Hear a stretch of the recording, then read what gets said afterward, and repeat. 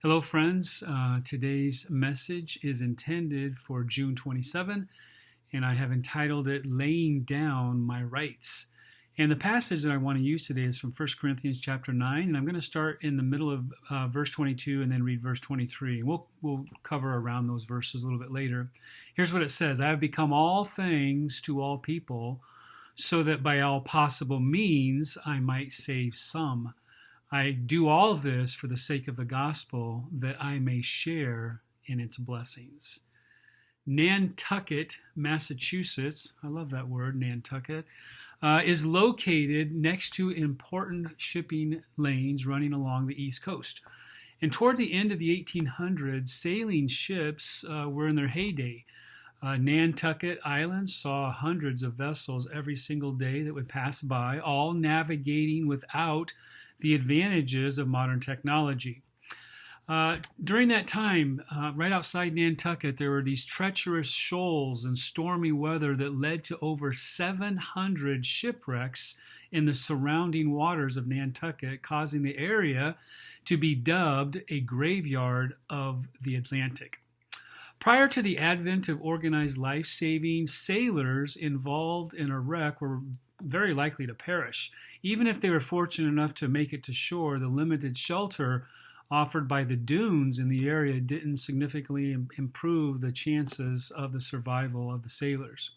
So, faced with the large number of shipwrecks and deaths of loss of life of these sailors, the people in the surrounding communities decided that they would do something about it, and they began efforts to save lives of shipwrecked victims.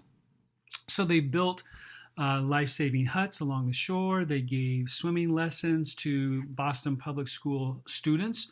They produced instructional posters about resuscitation efforts and methods. And they developed even a volunteer life-saving program that they would train these lifesavers how to go out and row in these ships to be able to rescue shipwrecked sailors. And goes without saying, they were incredibly heroic and brave men and women. Well, on March 31, 1879, a violent storm swept across Nantucket Sound, bringing powerful winds, freezing rain, snow, and heavy fog.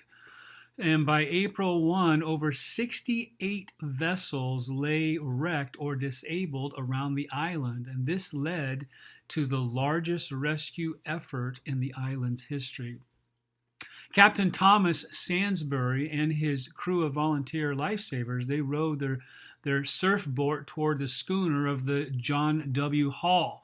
And they rescued the crew and rowed them back to the safety of the shore. And then they went back out to the stormy sea and made their way to schooner Emma J. Edwards. And she was rolling from side to side, and her mast would thrash against the sea as it would, make every turn with rolling back from side to side. And it made it impossible for the saving crew to get near her. So what happened is one of the sole survivors was visible, and George Coffin tied a line around his waist to prevent himself from being swept away by the current, and he jumped in from the surf boat, and George Coffin ended up rescuing that survivor.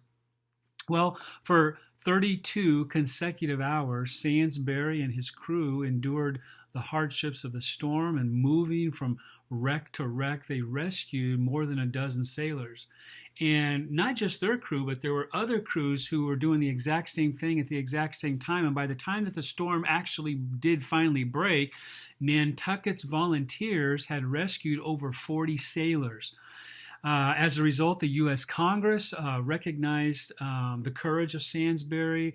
Captain Sansbury was given a gold medal, and silver medals were given to all of his crew for their heroic bravery demonstrated that day. And if you get a chance to travel in the area, there's actually a museum that is dedicated to these brave men who went out and were simply known as lifesavers. And what struck me also, not only the courage of this group, but the motto that they developed for their own crew. Here's what their motto was: you have to go out, but you don't have to come back. You have to go out, but you don't have to come back. And I was thinking about that. None of these trained lifesavers were paid. They were all volunteers. And yet when you read through the story, they never lacked for volunteers. And here they were, literally risking everything to save lives.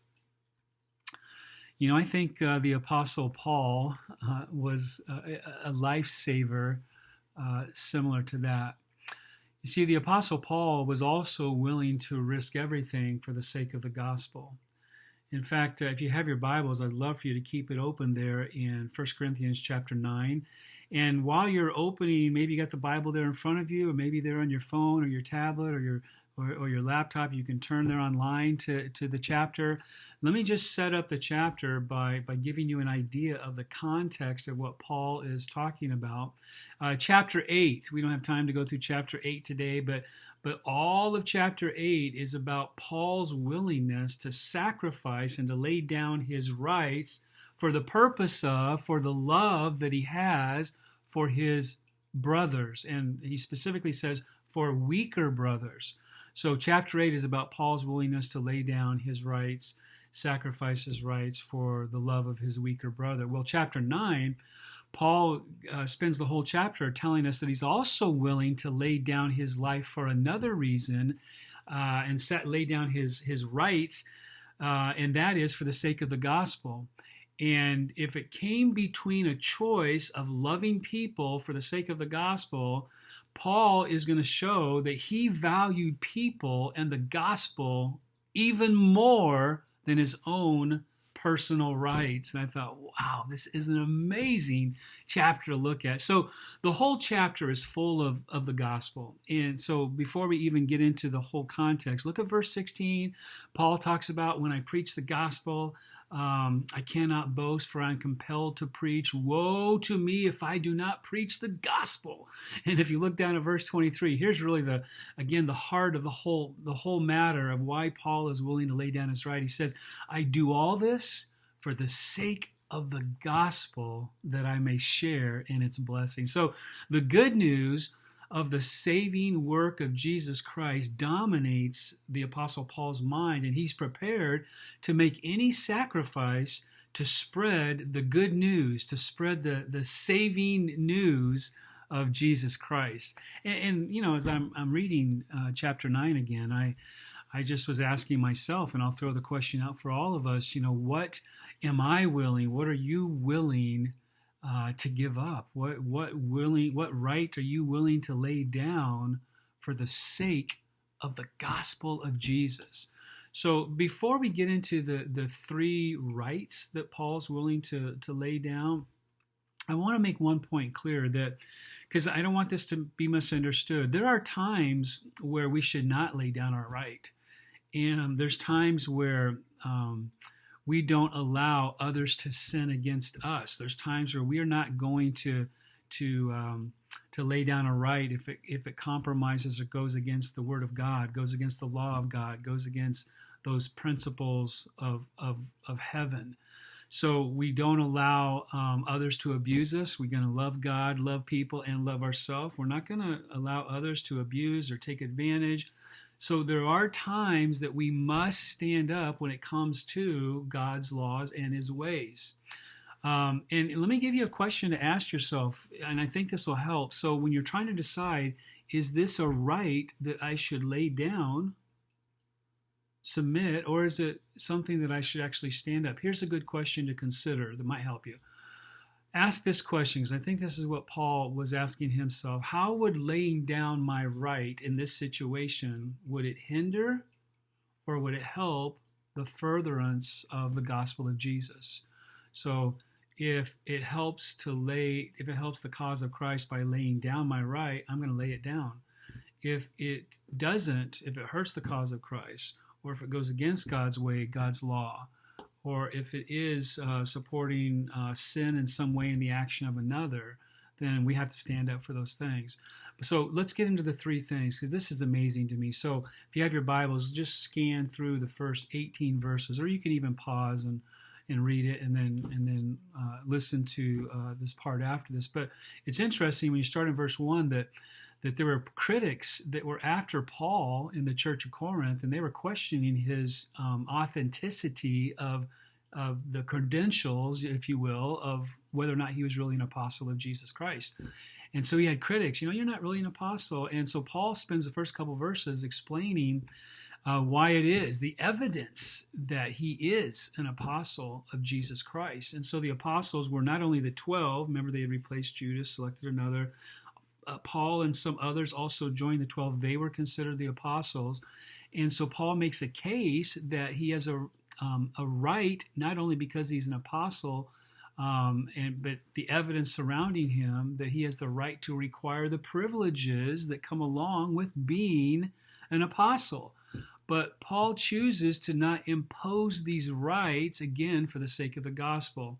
So it seems that one of the requirements to be an apostle was that you had to, that would convince others that you're an apostle, is you had to see Jesus Christ resurrected, like in resurrected form.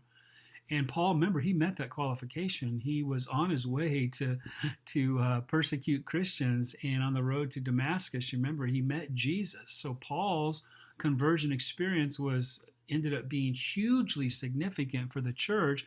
By the way, I think that's the reason that it's mentioned 3 times in the book of Acts. Convincing evidence, so important for the church that Paul had been chosen by God to be that apostle. Another qualification that you'll find is that was that God, Paul says, look, for 18 months, I ministered among you, like right here, the people in Corinth. And the church has been established. And Paul says that you are the seal of my apostleship in the Lord. And that seal is kind of the authenticity. It attests, it proves, it gives evidence that you, the work, the fruit of my work here in Corinth is another reason that I'm a true apostle of Jesus Christ. You can see the fruit of that. So, as you go through the first part of chapter 1, Paul, apparently some of his critics, they were saying, you're not a genuine apostle because you would have taken money from us for your ministry. Like, you didn't accept our pay for you. And Paul goes through, starting in verse 3, he starts to give reason after reason from the Bible. He gives reasons from just secular surroundings. He proves that, yes, he had the right to be paid. He goes back and he quotes even from Deuteronomy chapter 25, verse 4, and he uses the illustration there about how the law teaches that about not muzzling the ox. I don't know if you've ever heard that phrase, but this Old Testament phrase is about teaching that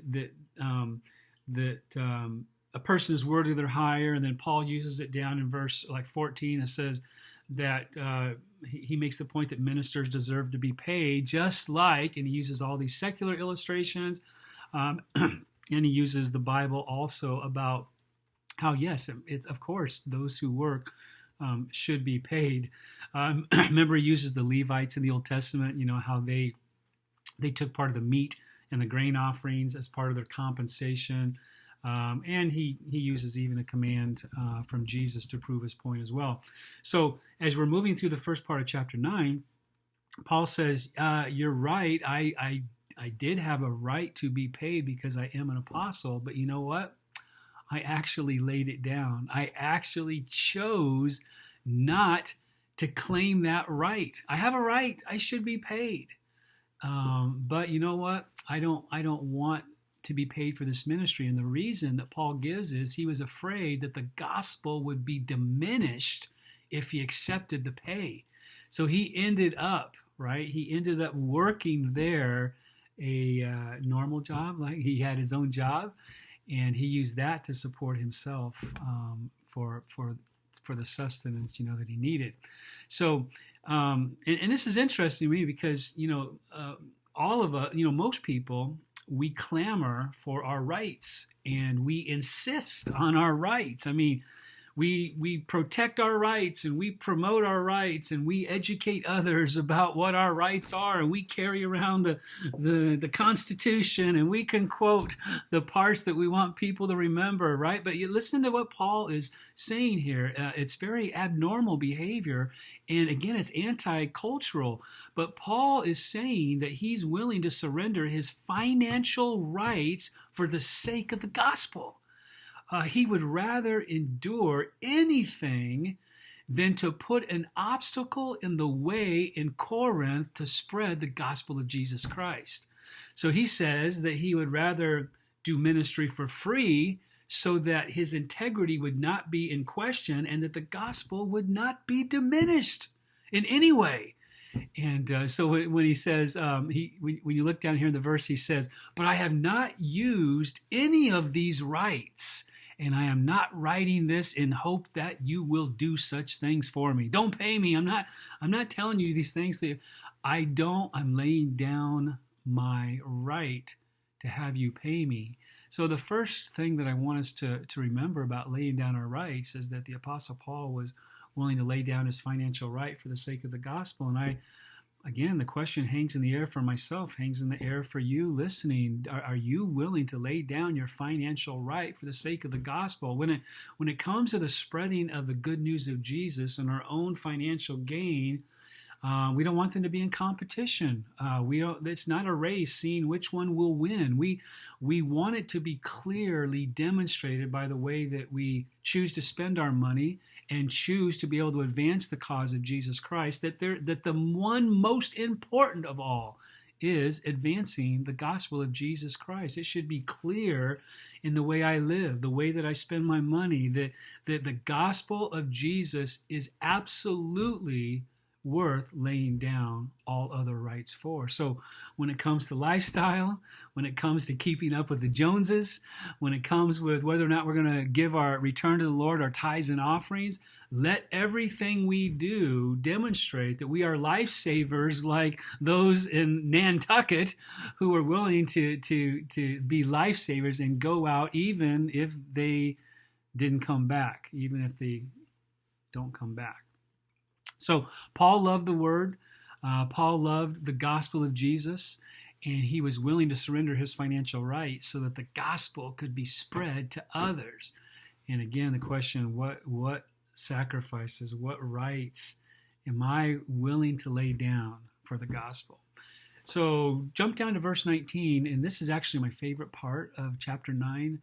And I'm going to read a few verses here because I just love these words. So what we're going to see here is that Paul is also willing to lay down not just financial rights, he's willing to lay down personal freedoms for the advancement of the gospel. So let me start in verse 19. I'm going to go down to verse about 23. Here's what he says. "Though I am free and belong to no man, I make myself a slave to everyone to win as many as possible. To the Jews, I become like a Jew to win the Jews. To those under the law, I become like one under the law, though I myself, I'm not under the law, so as to win those under the law. To those not having the law, I became one like them, not having the law, though I am not free from God's law, but I'm under Christ's law. And as to win those not having the law, to the weak, I became weak to win the weak. I have become all things to all men, so that by all possible means I might save some. I do this for the sake of the gospel, that I may share in its blessing." Now let's think about Paul. He was a Roman citizen. He was not obligated to live a certain way in front of people. Socially, he could do and live as he liked. And yet he renounced his freedom. He refuses to live simply unto himself. He determined that he would give his life seeking the highest good for all men and to be their servant. That was his choice. Why? Because he does it, he says, for the sake of the gospel, so that he might win some, might win one even, so that they would know Jesus Christ and come into a saving relationship with Jesus. So in the first example he gives, he was willing to lose money, right? Now he's even willing to lose his personal independence, and let me say it this way, his personal lifestyle preferences. He's willing to set them aside based on the group of people that he's with, the surroundings that are around him. So the controlling principle in Paul's life is that he was willing to do whatever is necessary to advance the gospel. And you remember later, you say, well, it seems a little bit contradictory, because you remember later in Rome, when in Jerusalem, he got in trouble and they wanted to arrest him and it looked like they were going to kill him. And then he said, wait a minute, remember, I'm a Roman citizen. And they took him to Rome where he was tried. He spent, several years there. It took quite a while. But think about it. The reason that he claimed his Rome citizenship then is because he saw an opportunity for the gospel to be advanced.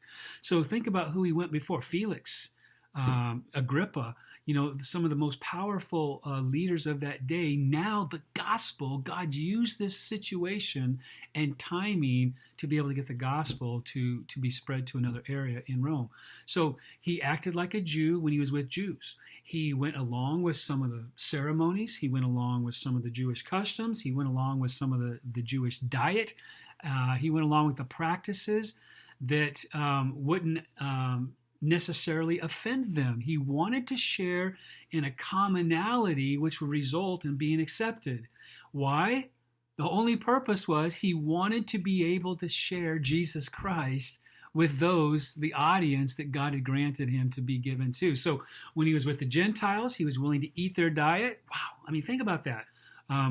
Vegetarians, you willing to eat a little chicken if it meant some commonality in a certain people group, right? Like literally, he was willing to adapt the culture that he was in at that time. He was willing to forego any practice that offended the weak so he could earn the right to tell them about Jesus Christ. He was willing to identify with anyone in matters that were indifferent or matters that were of preference for the sake of the gospel, so that he might win some, or I'd say even one, right? And I just think, oh, wow, that, I tell you, sometimes I hear from us, no, we're just gonna preach this solid bedrock foundational truth as it's written in God's word, and if somebody doesn't accept it and doesn't understand it, that's their problem.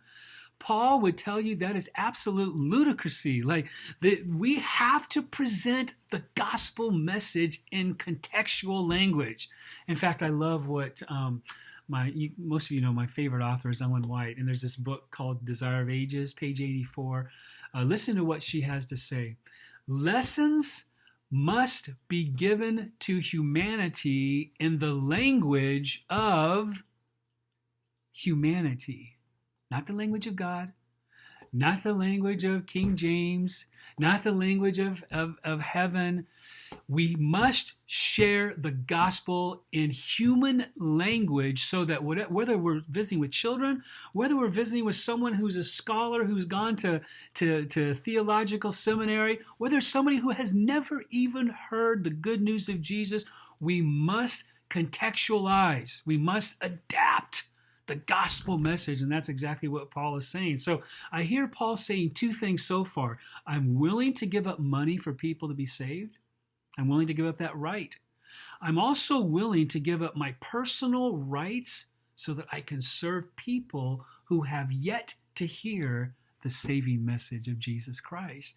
And Paul, I mean, he would have made a great Nantucket lifesaver. So I think about, what about me? What about you? How is the passion to save lives? Could I be described as a servant of servants? A servant, someone who thinks of others ahead of themselves. The husband who stops working so that he can give more time and attention to his wife and children.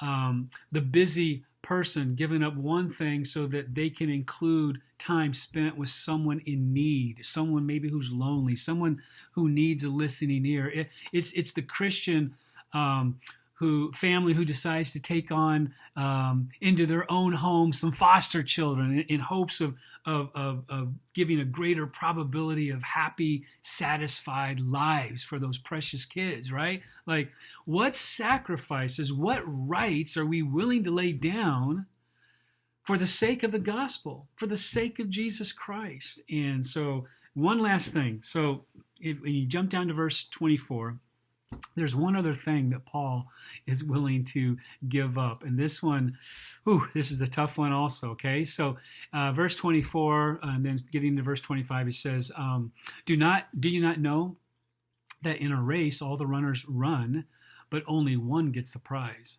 Run in such a way as to get the prize. Everyone who competes in the games goes into strict training. They do it to get a crown that will not last, but we do it. We're in the life-saving work. We do it to get a crown that will last forever.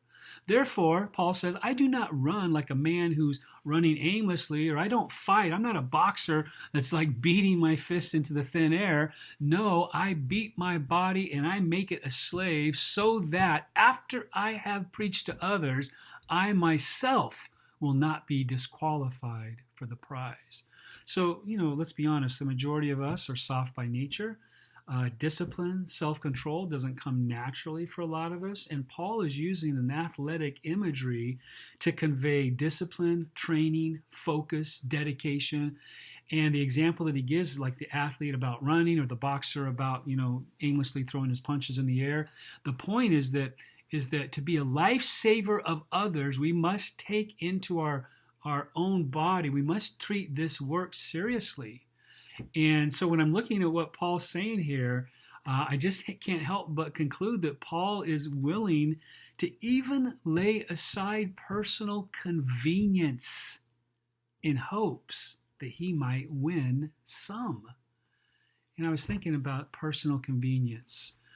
Let me have you do this for just a moment. We're going to close in it with an illustration in just a second here. So why don't you, for just a moment, remember your own personal conversion experience. When did you come to know Jesus? And then are you able to trace some of those opportunities that happened along, those key events that happened along the way that kind of were stepping stones to your knowing Jesus? And I would suggest to you that all along the way, God placed in your path people who were inconvenienced. Maybe it was someone who gave up an evening to come to your home and open up the Bible and share Jesus. Maybe it was a church who went through the expense of a vacation Bible school program, or maybe they sent you to summer camp, right?